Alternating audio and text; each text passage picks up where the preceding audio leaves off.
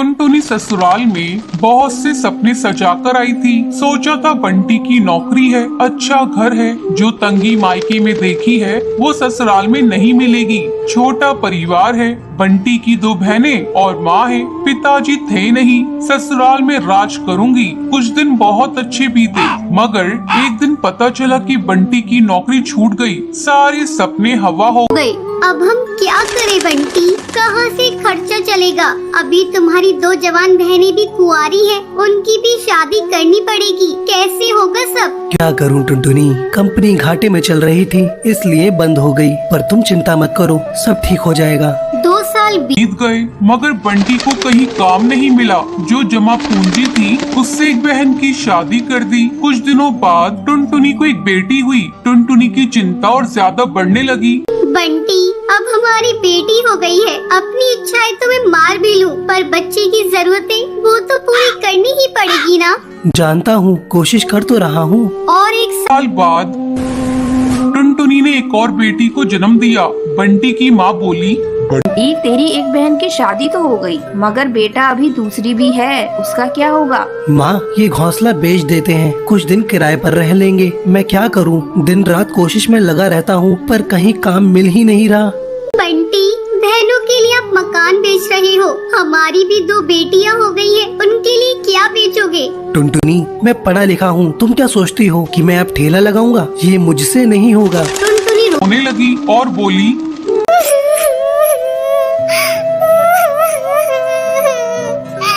तो क्या मैं अपने बच्चों के लिए 10 रुपए के अनाज के लिए भी तरसती रहूं? दोनों बच्चियां दाने के लिए रोती रहती हैं। क्या पानी से उनका पेट भरती रहूं? जब तक कोई नौकरी नहीं मिलती तब तक तो कुछ कर ही सकते हो, या मुझे ही काम करना पड़ेगा? नहीं, हमारे घर की बहू बेटी बाहर काम नहीं करती।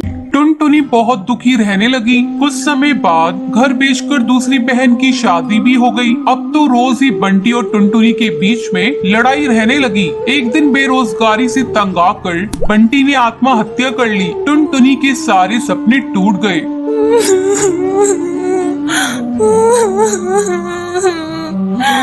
मैं बिल्कुल अकेली हो गई हूँ। अब जिम्मेदारी टुनटुनी के सर पर थी। बूढ़ी सास, अपनी 2 बेटियाँ और घोंसले का किराया। कुछ आसपास के पक्षी गरीब समझकर बच्चियों को पुराने कपड़े और खाना देकर मदद कर दिया करते थे। टुनटुनी अपनी सास से बोली, माँ, 2 महीने गुजर गए, जो घर का पैसा बचा था वो सब खर्च हो गया। अब मुझे ही कोई काम करना पड़ेगा। जिस गरीबी में हमारे दिन कट रहे हैं, मैं नहीं चाहती कि मेरी बच्ची अभी गरीबी में दिन गुजारे। मगर तू करेगी क्या बहू? अपना कुछ काम करने के लिए पैसे भी तो चाहिए। कोई बात नहीं माँ, कोई तो मदद कर ही देगा। टुनटुनी ने सब रिश्तेदारों से मदद मांगी, पर किसी ने कोई मदद नहीं की। सब ये सोचते थे कि ये इतनी गरीब है, कहाँ से चुकाएगी। मायके से भी किसी तरह की कोई मदद नहीं मिली। टुनटुनी निराश हो गई और दुखी होकर रोने लगी।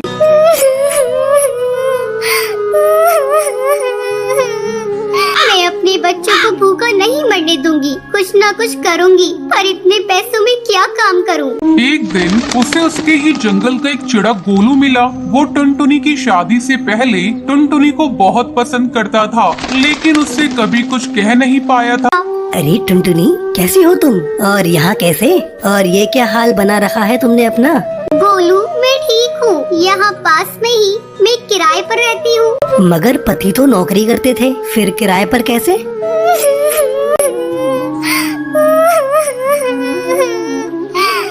मेरे पति नहीं है, नौकरी छूट गई, घर बिक गया। बहुत गरीबी में दिन गुजार रही हूँ, कोई काम भी नहीं कर पा रही हूँ। मेरे पास केवल 1000 रुपए हैं, उसमें मुझे घर का खर्चा भी चलाना है और किराया भी देना है। मेरी सास बुजुर्ग है और मेरी 2 बेटियाँ भी है, कोई सहारा नहीं है, सबने साथ छोड़ दिया। कैसे कर पाऊंगी इतने कम पैसों में कोई काम? इतनी चिंता मत करो टुनटुनी, तुम चलो मेरे साथ। गोलू से चूड़ियों की थोक रेट वाली दुकान पर ले गया। ये मेरी ही दुकान है टुनटुनी, फ्री में देकर तुम्हारे आत्मसम्मान को ठेस नहीं पहुंचाना चाहता, इसलिए ये 1000 रुपए की चूड़ियाँ दे रहा हूँ। बाजार में इनकी कीमत बहुत ज्यादा है, पर मैं तुम्हें ये आधे रेट में दे रहा हूँ, लेकिन तुम इन्हें 20 रुपए दर्जन बेचना। ये बहुत सुंदर चूड़ियाँ हैं, पहले कम बेचना और जैसे ही मुनाफा दिखाई दे 30 रुपए दर्जन बेचना। टुनटुनी बहुत खुश हुई। उसकी सारी परेशानी का हल जो उसे मिल गया था, वो चूड़ियाँ बेचने लगी। चूड़ी ले लो, चूड़ी रंग बिरंगी चूड़ी ले लो, सुहागों वाली चूड़ी ले लो।